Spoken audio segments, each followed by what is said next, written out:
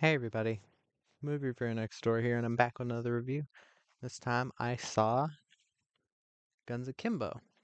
It's a 2019 action comedy, uh, directed by Jason Lee Howden and starring Daniel Radcliffe, Samara Weaving, Natasha Liu Bordizzo, uh, Ned Dennehy, and Grant Bowler. In this film, uh, second the lighting.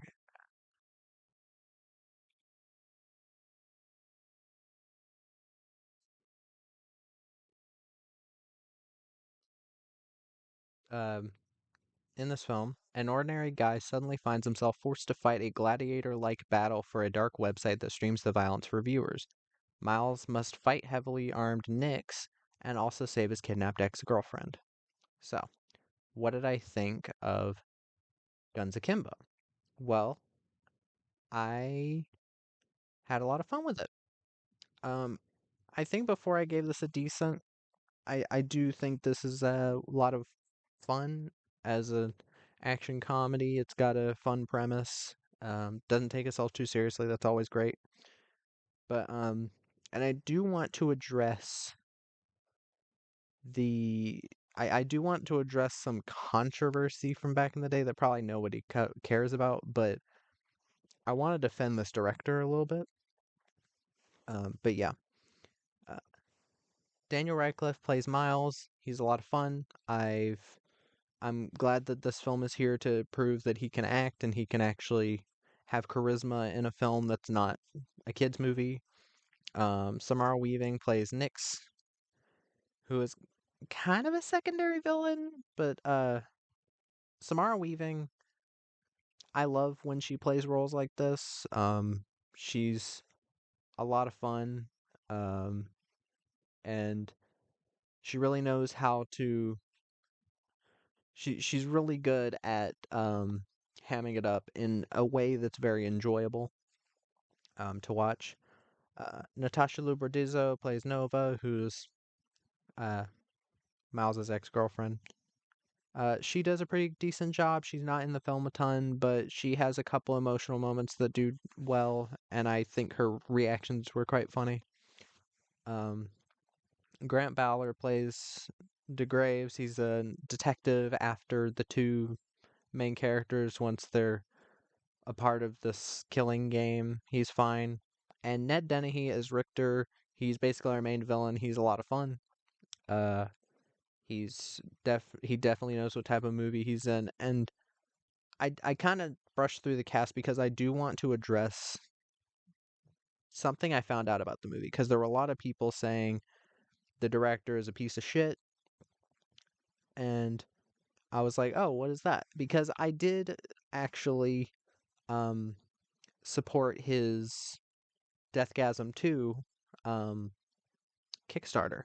I did it so that I got like both movies on Blu-ray.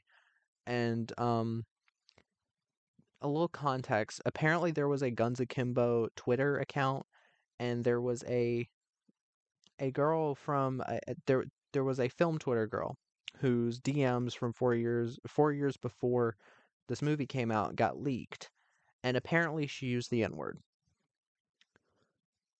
Whoop-de-doo. I'm gonna explain more.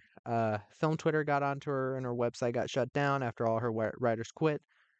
She attempted suicide after a bunch of black film Twitter people um, started like egging her on about it. Uh, and apparently the director got um, onto his personal account and then the Guns Akimbo Twitter account and started getting on these people like, what the fuck are you doing? And to a point, I support it, but I don't think you should have weaponized your advertising thing uh, in this. But again, it's DMs. Yes. Is it okay that she used the N word? No. Sh- should her private DMs have been leaked? No. Should they be used to weaponize? Should they be weaponized against her? Shit that she said in fucking private? No, no, she didn't deserve that. She doesn't deserve any of this because these people are bullying her into attempting suicide. And apparently it was a big thing. People were saying he said that they were attempting murder. In a way, they kind of are.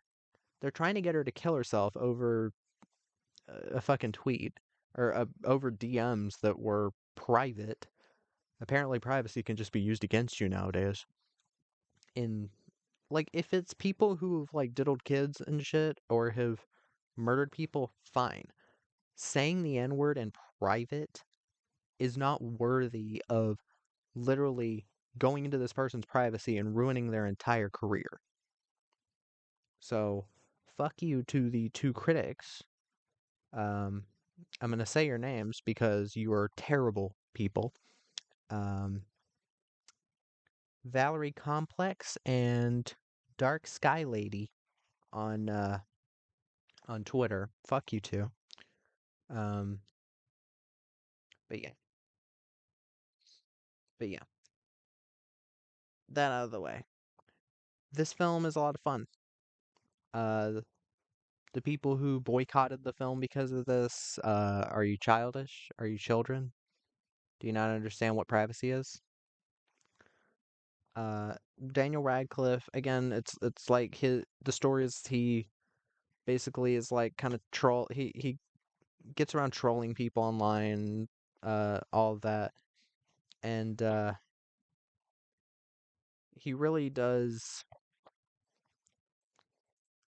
He gets into a bit of a pickle because apparently the admins of Schism are like, "Oh, wait, you really want to be a part of this or something?" And he didn't say he wanted to be, but they basically bolt these guns to his hands so he can't remove them, and he's forced to fight in this game.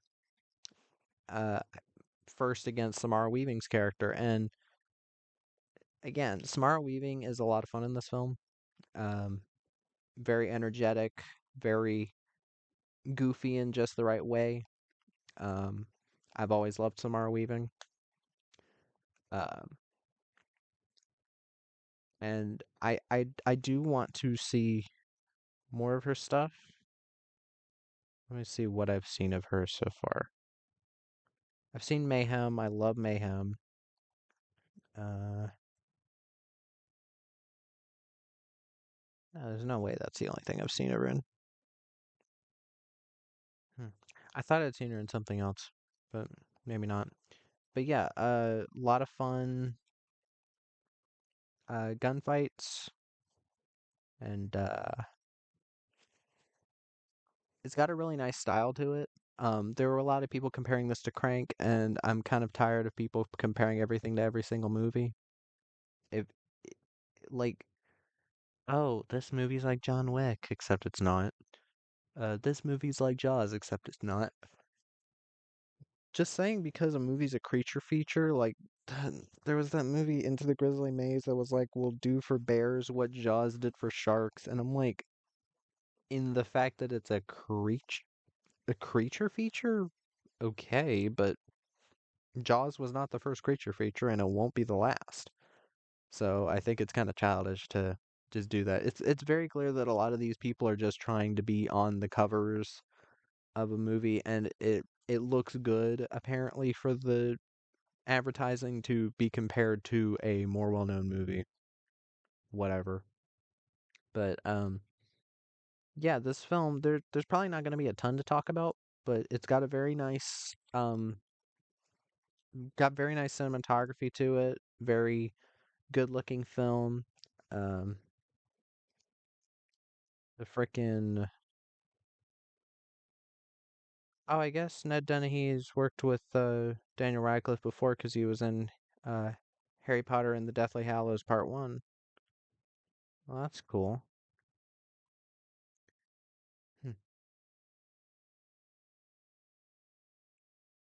But yeah, like,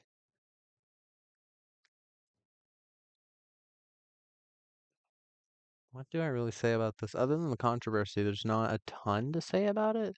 Again, I do really enjoy it. I think there's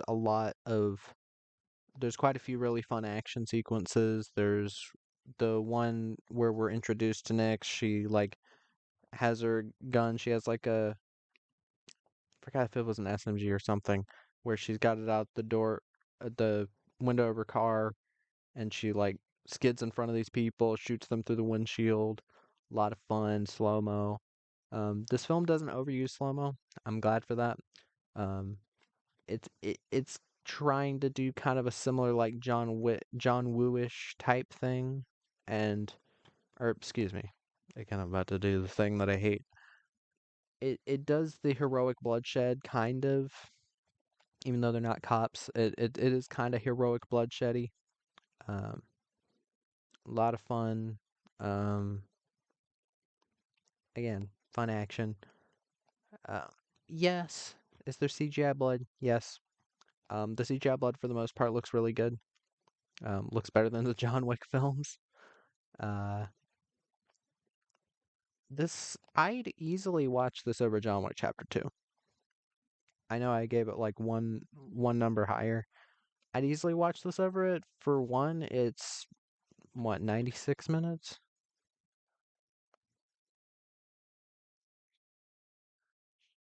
Yeah, 95 minutes.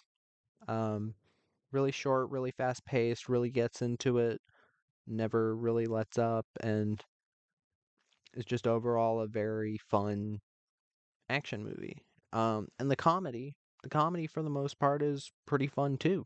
It's a very,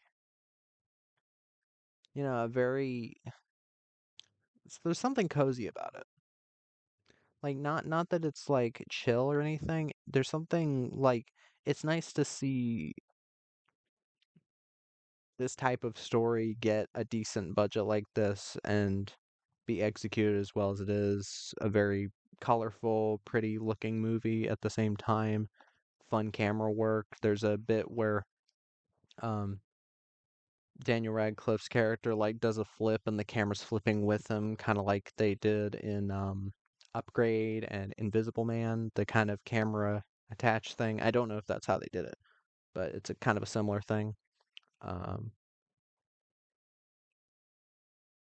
there's a nice shot where he's trying to drive a car and it zooms out of the windshield and into her shooting at him. Um, yeah, a lot of energetic camera work. I'm really excited to watch Deathgasm 1 and 2 because I think the director really knows what he's doing. This film looks really good. Again, $15 million budget is not a huge budget, especially for an action movie. It definitely, all of the money is on the screen. It doesn't feel like an actor got paid like 10 million of it, but yeah, it's it's a lot of fun. I'm not a ton I can say about it other than this stuff and the controversy. And again, that doesn't mean it's boring. It's not boring. It's far from it. It's very energetic. It doesn't fuck around. A lot of good humor. And yeah, people want to be assholes about it, go ahead, but I'm not going to stop you.